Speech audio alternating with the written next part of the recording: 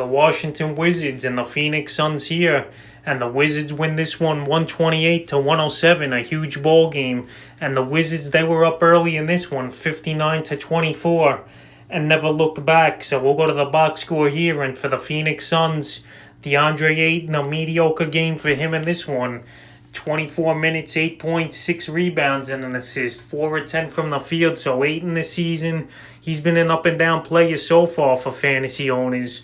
But he's a player I still think's going to have a good season and break out. In this game, it was just a down game overall for Phoenix. So it's normal for Ayton not to have much of an impact or do much. But I think he'll bounce back. Hold on to Ayton. Don't panic and don't trade him yet, because I think the best is yet to come. Devin Booker, this is one of his best scoring games of the season here. 33 points, 11 of 21 from the field, 10 for 10 from the line, and he added 3. And this is the stuff I wanted to see from Booker this season, more scoring. And last year, his numbers were a little better at this point, scoring the basketball. But Booker, he's starting to get it going now. He was aggressive in this game. He got to the line. And, Booker, he could drop 40 or 50 points any given night. The way this guy plays the game and how quick he could get hot from three-point land. So even in a blowout game, Booker had a good game and contribute to fantasy owners. Jay Crowder in this one, 30 minutes of play.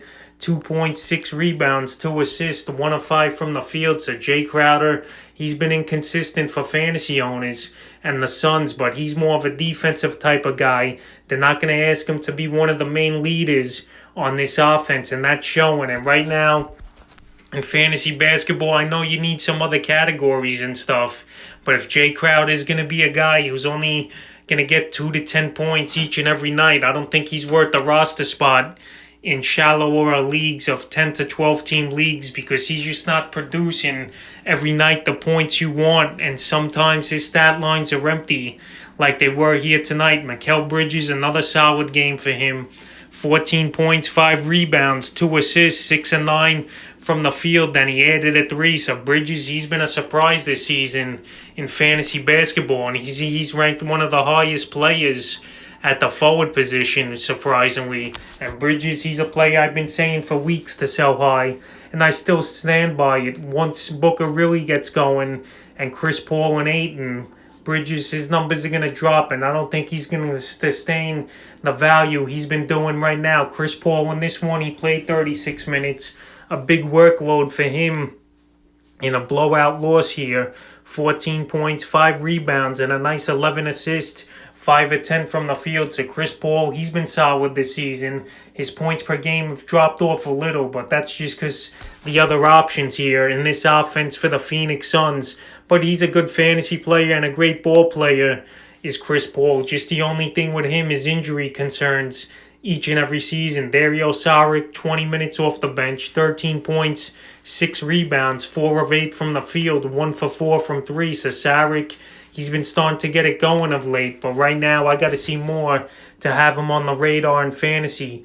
Cam Johnson in this one, 18 minutes, 5 points, 4 boards, 2 assists. So Johnson, the last couple games now, he's in the doldrums, and he could be droppable in most fantasy leagues, I believe. There's better options on the waiver wire this week. Jalen Carter, Langston Galloway, Jones and Nadar, and E'Twaun Moore. These guys, they played a decent role in this one, but this game was out of hand early, and that's why they got extended minutes.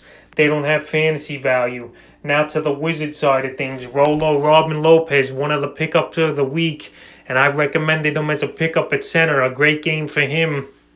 11 points, 11 rebounds, 2 assists, 5 or 6 from the field. So Rolo, this is what you're going to get from him. He's a solid ball player. He still can contribute. And now with Thomas Bryant out for the season, with the torn ACL, Robin Lopez, he's going to get the job done and do good things for this Washington Wizard team. And a great game here with a double-double tonight. And hopefully we see more out of him. Bradley Beal, no Russell Westbrook. No problem for Beal and the Wizards. 34 points, 8 rebounds. And he had the Westbrook type of usage with the ball in his hands a lot, and a nice 9 assists for him. Good field goal percentage, over 50%, 12 of 22 from the field, and 2 for 7 from 3. So Beal the other night calling out his teammates not playing defense and not hustling. But in this game, they did hustle was the Wizards, and they got a rare victory for themselves, which they haven't done much this season. And Beal, he's a total stud. Every night it seems like he's dropping 30 points, and the 9 assists on top of it's a bonus. Avdija in this one, 6 points, 5 rebounds, and an assist. He got added a lot in the last few days after he had a 20-point game. But Avdija, he's a guy I said to pump the brakes on, and we have to see more consistency out of him to have him garner a roster spot in fantasy leagues.